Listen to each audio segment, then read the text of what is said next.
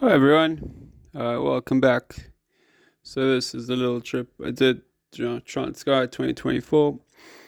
Context, kind of the first time I ever spearfished in the Transkei. I've done a little bit of diving down in Cape Town, used to dive for crayfish, but then left for Jersey around 6 years ago. And I've taken up spearfishing in the UK. Always done a bit of surfing, but not really experienced in the spearfishing. So these fish are not really trophies to some more experienced guys, I guess, but I was pretty happy with them. So there's a little spot in the Transkei called Mdumbe. Basically, all the diving I did was on a right point break. We had sort of 1 day of diving, and then the weather came in and we surfed. So this was the day. 2 shore dives. Swell started off around 2 foot and then grew in the afternoon, which is a funny story that I might get to. But right now about 2 to 3 foot, a lot of surge, which I wasn't really used to.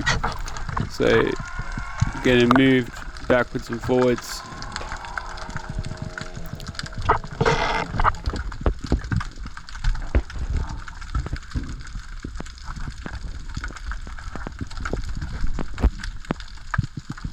So you move backwards and forwards in and out. There's sort of around 3 to 5 meters, maybe 6 meters on the outside.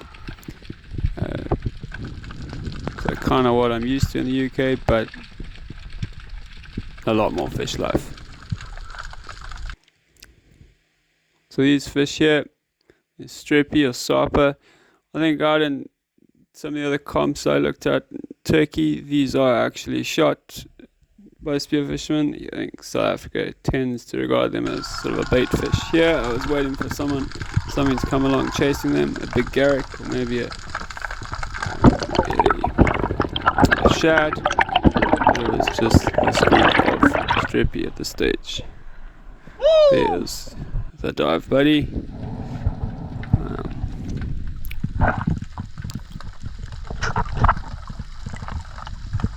Back down another drop. We slowly moving around the point. I found that this area was not all that productive. The rocks didn't really have much red bait on them. Red bait is kind of what a lot of these reef fish eat. So I think further around the point there were more red bait pinnacles where all the reef fish congregates. I think in the background is a Cape stump nose. Not really sure what these small shoaling fish are on the right hand side. If anyone can help me out. They look like a small cob, if I'm honest.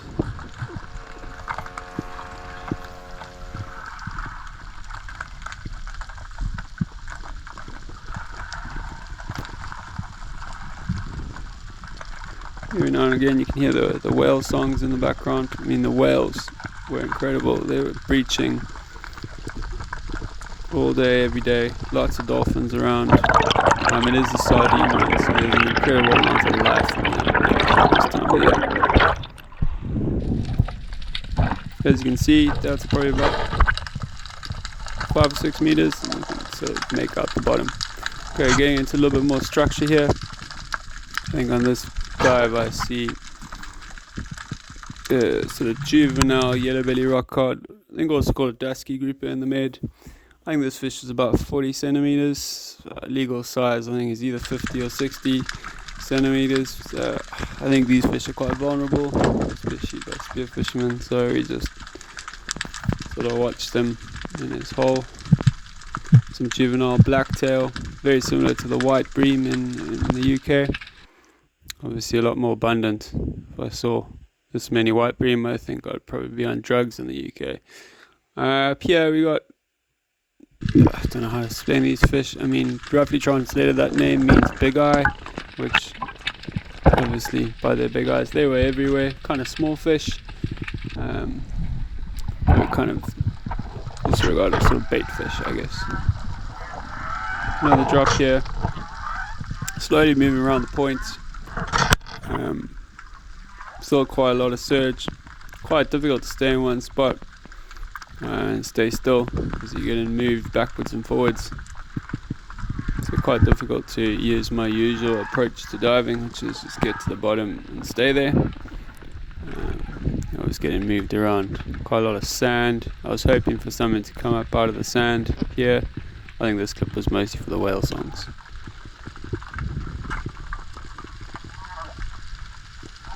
A couple of strippy in the background there.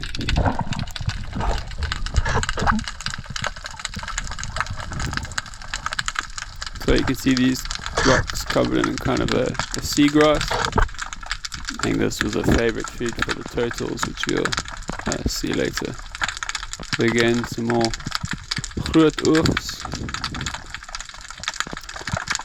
You'll see juvenile black mussel cracker coming through now.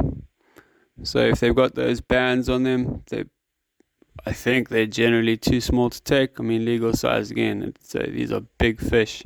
So those are around 20-30 centimeters size. Here's a bronze bream. I thought about this one, definitely legal, but he was not having any of it. I think I could have found a better fish. At this stage I hadn't shot a fish yet. This was the first one I sort of half thought about, but then thought it was a little bit small. Down the bottom there you got some, I think, black saddle goatfish, very similar to red mullet in the UK. I mean, if I was in the UK, these would have definitely come home. But again, I was mostly just seeing what was around.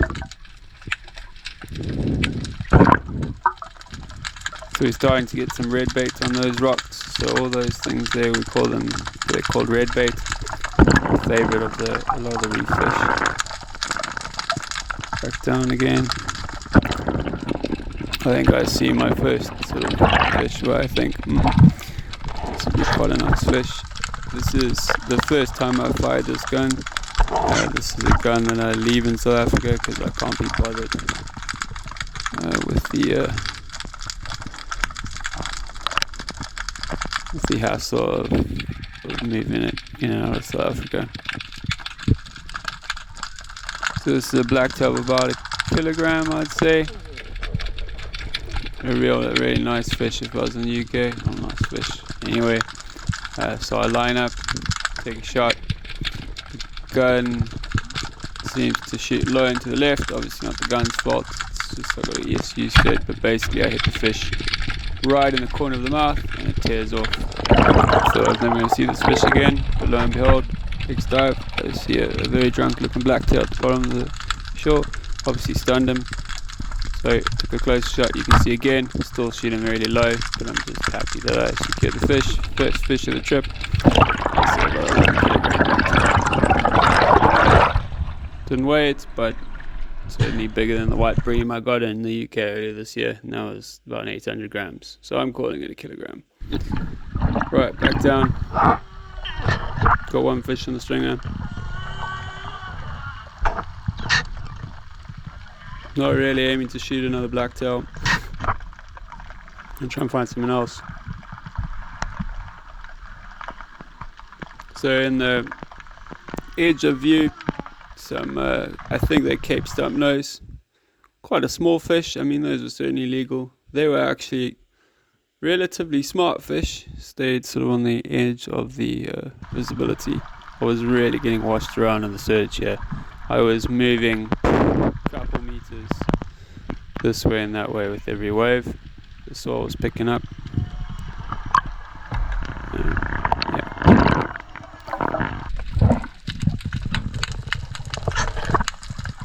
Back down again. And my first shot of shad swims in. These were not big fish. I'd estimate 30 to 50 centimeters. Certainly all legal. And I was 2 mines where to shoot one, so I didn't aim properly, shot and missed an entire shoal. And then they proceeded to swim even closer to me. So these are between sort of 30, some of them up to about 50 centimeters. Good fish. I just missed. New gun. That's the excuse I'm going for. Right, back down again, get into some really good areas now. I'd seen a big, sort of what I thought was sort of parrotfish around. I think, kind of recognized it as in the tone, Cape Knifejaw.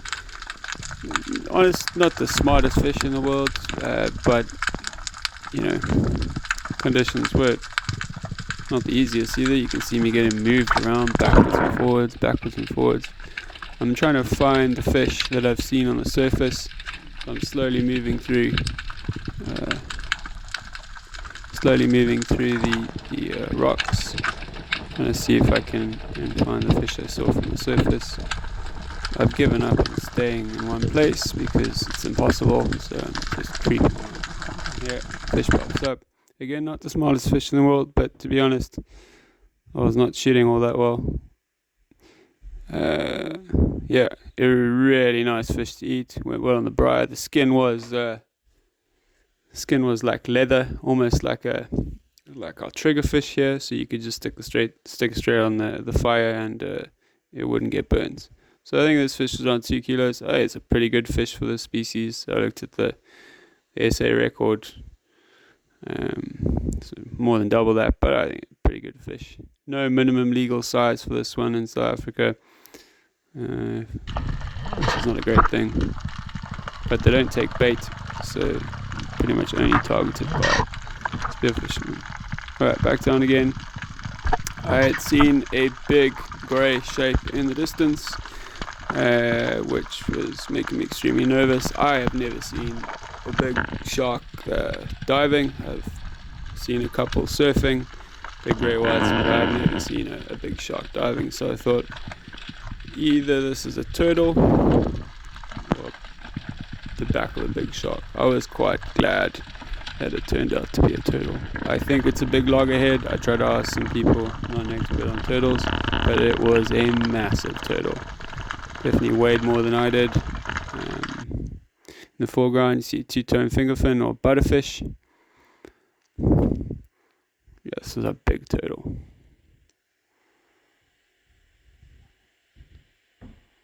Put loggerhead turtle and question mark, maybe someone can help me out with that.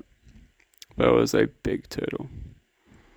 Quite interested in what I was doing. Most of the time they just seem to spend their days sort of eating the seagrass that we saw before.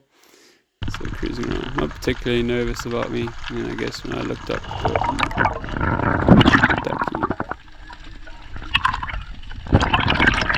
so this is a combination of 2 dives. One I did in the morning, one I did in the afternoon. I think this was an afternoon clip.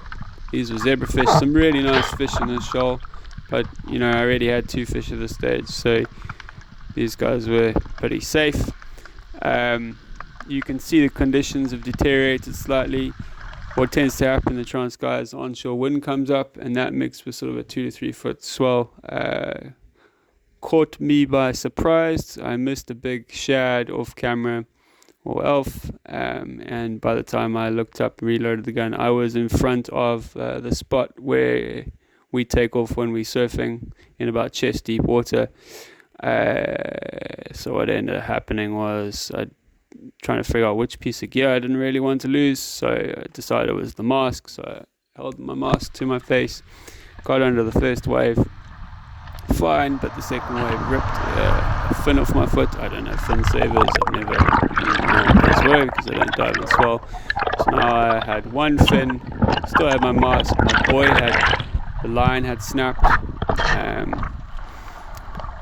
A bit nerve-wracking. I ended up stepping on some urchins, and yeah, here's a little East Coast rock lobster. This was right before I got out, / got washed onto the rocks. But so that day I gave up a dive fin, a knife, and lots of dignity. Some guy on the top of the boat that I was drowning, to be fair, probably looked like I was. I ended up finding my boy. You're never going to find your fin. It's destroyed. But anyway, some of the waves you'll see now are kind of right before tragedy struck, I guess. So this was a really good area, lots of red bait. To be honest, lots of fish around, but very difficult for me to dive. I assume more experienced people may be able to better dive this, but there were fish darting in and out. You can't see it in this clip, but there were lots of nice still a reef fish on the edge of the visibility.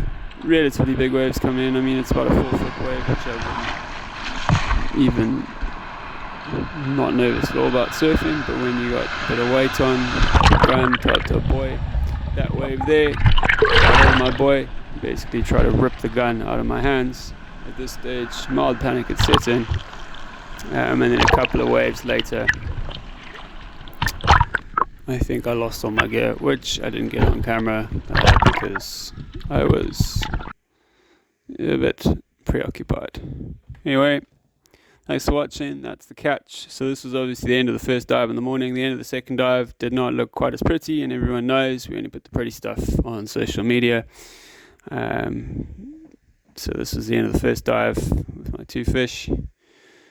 Cape knife jaw and a nice blacktail, very similar to white bream. They behave slightly differently to the white bream in the UK, but very similar in appearance, and they did taste very nice. Anyway, thanks for watching.